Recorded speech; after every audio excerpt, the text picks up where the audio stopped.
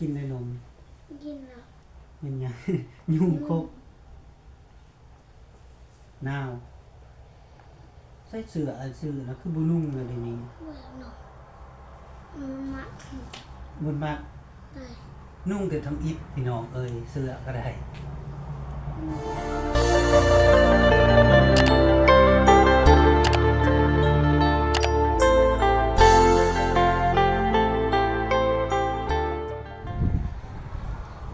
เบาแก้วก็ขอขาดตักทายสวัสดีพ่อแม่พี่น้อง FC เบิร์ดสุขูสุขคนต่างฝั่งไทยฝั่งลาวและต่างประเทศนำเด้อเนาะยินดีต้อนรับเข้าสู่2ของเบาแก้ว Channel คือเก่าพี่น้องเอ้ยมื้อนี้เบาแก้วก็มา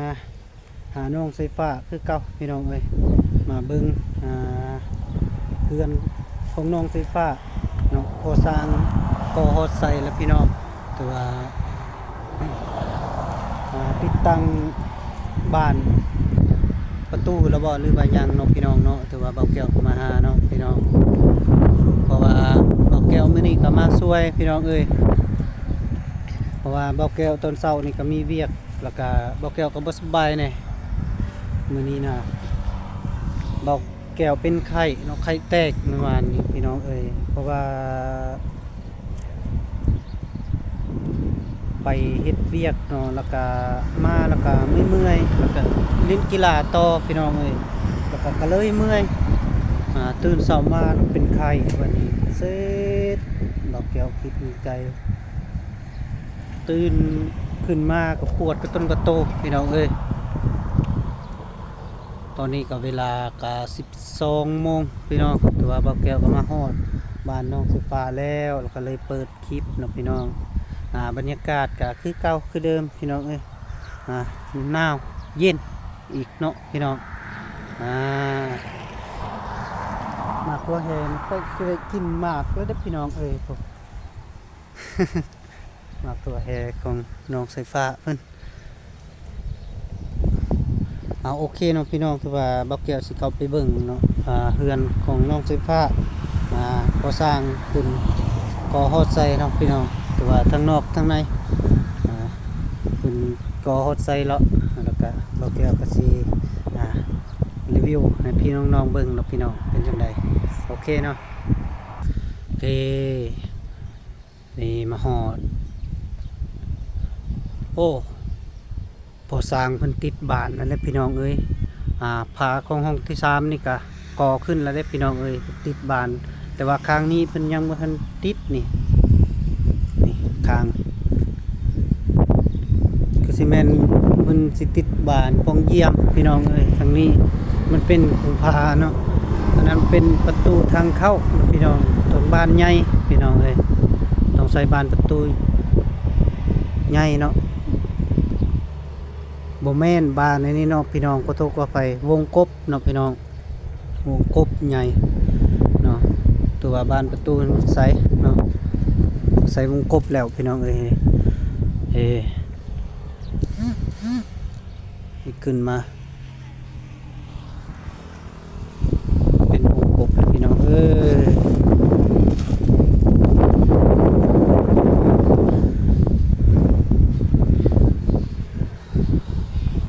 ทางบาวลีเพิ่นก็ซื้อวงกบมาเนาะพี่น้อง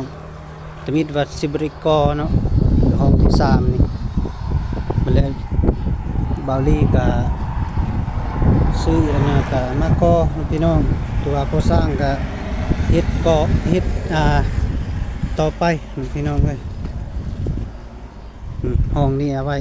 ใส่ข้าวพี่น้องนี่ข้าวเปลือกของน้องใส่ฟ้ากับน้องบุญทวีเนาะพี่น้องข้าวเปลือกของ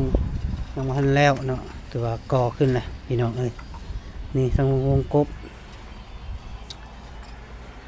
เราก็ติดประมาณมื้อนี้แหละเราติดเนาะพี่น้องแต่ว่าเบาแก้วบ่ทันมาบ่ทันเนาะพี่น้องเอ้ยก็เลยบ่ได้ซอยเพิ่นเนาะพี่น้องนี่คันว่าตอนบ่ายนี่เราสิก่อขึ้นทางนี้แล้วก็เบาแก้วก็สิได้ก่อซอยเนาะพี่น้องเอ้ยนี่เพราะว่าตอนนี้เบาแก้วมาช่วยก็เลยมาประมาณนี้แหละพี่น้องข้างนอกนี่เพิ่นก็ก่อพี่น้องเอ้ย ก่อขึ้นนี่มัดเหล็กถาหรือพี่น้องคือซีเมนต์ซิตี้แบบไปจักจังหน่อยนี่พี่น้องเอ้ยว่าสิเทคานพร้อมเทคานแล้วก็มัดเหล็กเรียบร้อยแล้วเพิ่นมัดนะแต่ว่าบ่แก้วมาบ่ทันพี่น้องเอ้ยนี่มันเหล็กก่อขึ้นนี่เพราะว่าพาเบิ่งนี้ก็บ่แก้วเด้ก่อกันนี่พี่น้องแต่ว่ามื้อนี้เพิ่นมัดเหล็กแล้วพี่น้องนี่ทางวงกบนี่ก็ใส่แล้วพี่น้องเอ้ยติดเบิดเลยเพิ่นติดเลย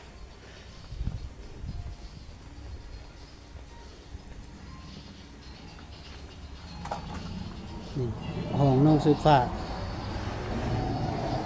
ห้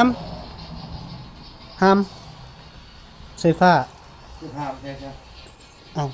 บ่แม่นบ่อีพ่อบ่อยู่ จะถามไปตัดไม้บ่ตัดไม้กับแก้วบ่ โดยลูกอะไรมานี่มาแล้วอะไรวะ โดยเอานอนพักผ่อนซะเพราะคือสิแม่นอยู่ห้องนั่นแหละพอนอนพักผ่อนพี่น้องเอ้ยคิดว่าใส่ผ้าเนาะ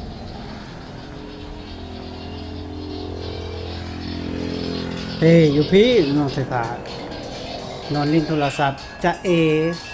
ทำอะไร นอนอืม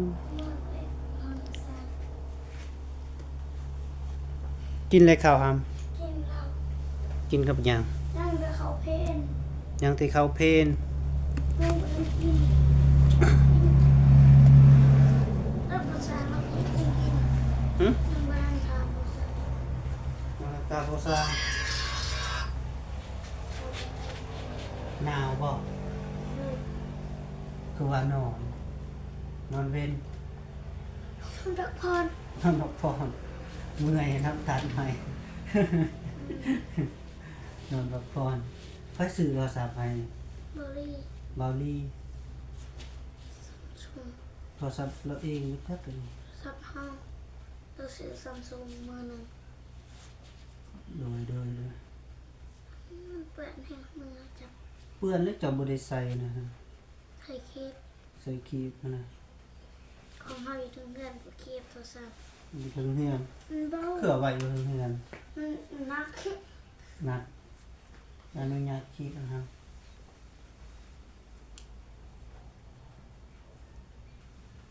แค่นอนเบาลี่เพิ่นก็สิมาบ่ นะ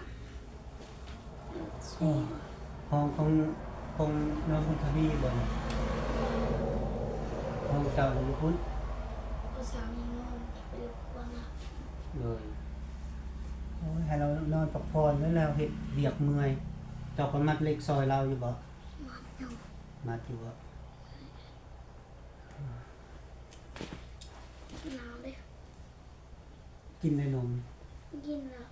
เป็นหยัง ยุ่งครบหนาวใส่เสื้ออันซื้อนะคือบ่นุ่งเลยเดี๋ยวนี้ เบื่อหนาวมันมัด บุญมาก เลย นุ่งแต่ทำอิฐพี่น้องเอ้ยเสื้อก็ได้ อืมอืม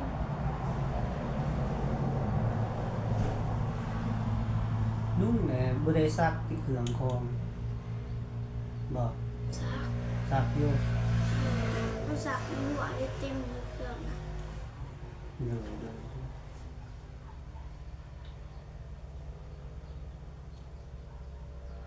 จินดีนาวอภัยให้หยางเข้ามา หึ เอาจินดีมันจะเดือด ดีนนุ่มนะเบิดละบ่หำนุ่มโดยซื้อนะเบิดละ หนึ่งกล่องหนึ่ง ยังกองหนึง ปิดไว้ก่อนยังไม่ได้ ปิดไว้ก่อนจะนั้นจังเปิดยังปองหนึงพี่น้องเอ้ยซื้อมาแล้วก็น้องมันกินก็โอเคอยู่พี่น้องเอ้ย เน็ต เบาลี่นี่ประมาณ4โมงแล้วเรามาเนาะ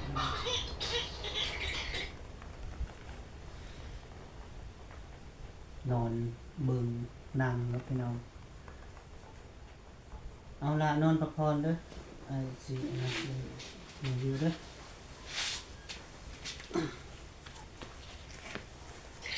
น้องเพิ่นก็นอนเล่นโทรศัพท์พี่น้องเอ้ย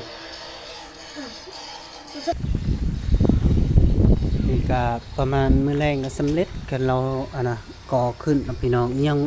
ถึงอยู่สูงเติบเลยนี่เม็ดปลายพี่จักพี่น้องนี่ประมาณเม็ด80นี่แหละความสูงเม็ด80พี่น้องนี่วงกบนี่นะคักอยู่นี่แน่นหนาคักอีหลีสวยงามอยู่พี่น้องของเรานี่ห้องของน้องบุญทวีอันนี้พี่น้อง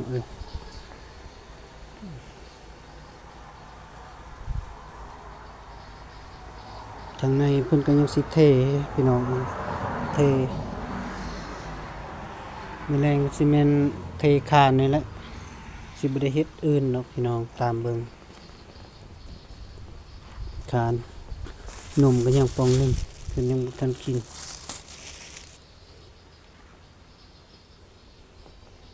แต่ว่ามามื้อนี้ก็แค่แน่พี่น้องขี้ยอกขี้เหงื่อหยังก็บ่มีถือว่าคักอยู่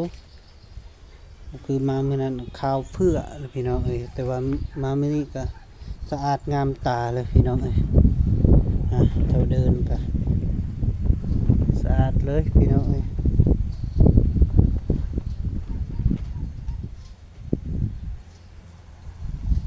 ทางนี้ก็ดอกแก้วเสียเบิดเลยเสียหญ้ายังทางนุ่มเนาะพี่น้องดอกแก้วยังสิเสียลงอีกจักหน้อยเนาะพี่น้องเพราะว่าตอนนี้ก็ยังบ่ทันมีเวลาดอกแก้วก็ญาติเวลามาอยู่พี่น้องบ่แม่นธรรมดา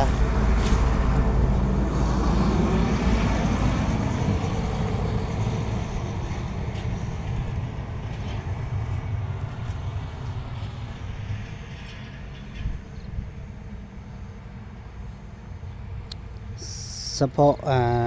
ห้องน้ำถือว่าพี่น้องพวกห้องน้ำจะเรียบร้อยแล้วพี่น้องทางห้องน้ำยังแต่ทาสีเท่านั้น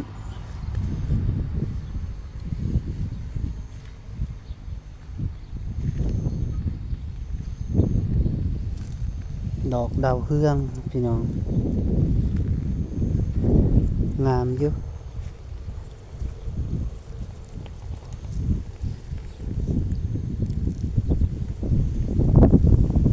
ทั่วแห่ใกล้สิได้กินหมากแล้วพี่น้องนะกำลังเป็นดอกอยู่งามคักอยู่เลยพี่น้อง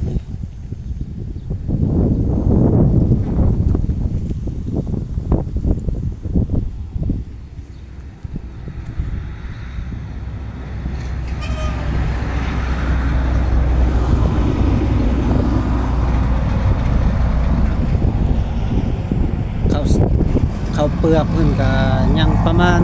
10ปลายกว่าสอบนะพี่น้องเพิ่นเอาไปซี่แล้วเพิ่นนั่นก็10ปลายกว่าสอบ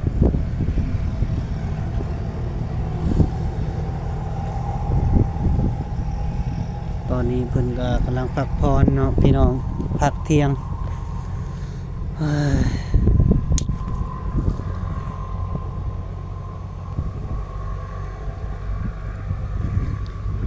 เขาไปหาน้องเสื้อผ้ากินนี่น้องพี่น้องคือว่าเพิ่นนอนลิ้นโทรศัพท์ห้องน้องไฟฟ้าแล้วคิดว่าน้องไฟฟ้าแล้วเขาไปนอนอยู่เต้นเนาะพี่น้องมันแล้วมันเป็นพอสร้างซ้ำเนาะพี่น้องดอกแก้วก็ ตื่นยุบเลยว่าคิดว่าน้องไฟฟ้าเนาะพี่น้องมันแล้วน้องไฟฟ้าแล้วมาอยู่นอนอยู่บอนน้องบุญทวีน้องพี่น้องว่าก็สร้างนอนห้องน้องไฟฟ้าแต่ว่าน้องไฟฟ้านี่ก็ฮู้จักความเนาะพี่น้องบ่อยากไปรบกวนเราเอานะบ่อยากไปรบกวนน้องก่อสร้างเนาะพี่น้องถือว่าลิ้นโทรศัพท์เด้ก่อสร้างกันนอนพักผ่อนเนาะพี่น้องก่อสร้างเมื่อยเนาะเฮ็ดเวียกเมื่อยก่อฟ้าเฮือนนี่แหละพี่น้อง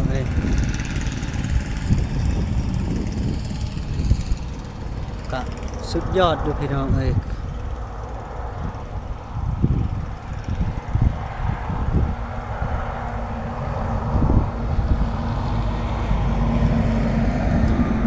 ยอมรับอยู่พอสร้างนี่นะสีมือเรานะถือว่าเราก่องามคักกิริพี่น้องเลยบ่ติเนาะแต่ว่าบ่แก้วก็ยังอยากสนใจอยู่ได้เราก็ได้อยากสนใจย้อนยังคันบ่แก้วมีตื่นบ่แก้วก็ยังสิเฮ็ดเทือนแล้วก็ยังสิเอาเราเนี่ยไปเฮ็ดคือว่าสุดยอดได้เรานี่แม่นเราเฮ็ดเทือนนะ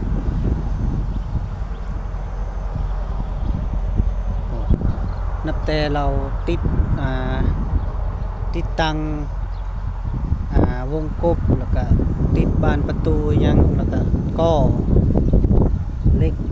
มัดเหล็กอิหยังถือว่าสุดยอดเลยสร้างเรานะเราเฮ็ดคักอีหลีอันนี้แม่นอยากเว้าเราความละเอียดละออยเลยเราเฮ็ดนะเอาเนาะว่าลายใหญ่ห้างคือว่าเบาแก้วกับโฆษณาลายโพดเนาะพี่น้องอันใดเบาแก้วเว้าผิดพลาดแล้วขอโทษขออภัยเด้อทาง FC ก็คลิปของเบาแก้วก็สิโจลงไว้จำนี้ก่อนเนาะพี่น้องเพราะคลิปหน้าเนาะพี่น้องเบาแก้วก็ขออวยพรทาง FC ที่รับชมเนาะมีสุขภาพแข็งแรงเบาแก้วก็ขอFC ก็กดไลค์กดแชร์กดติดตามเนาะพี่น้องเนาะแต่ว่าเบาแก้วก็สิปิดคลิปแล้วก็พบกันในคลิปหน้าเนาะพี่น้องขั้นตอนต่อไปเป็นจังไดเนาะโอเคทุกคนขอขอบใจเด้อ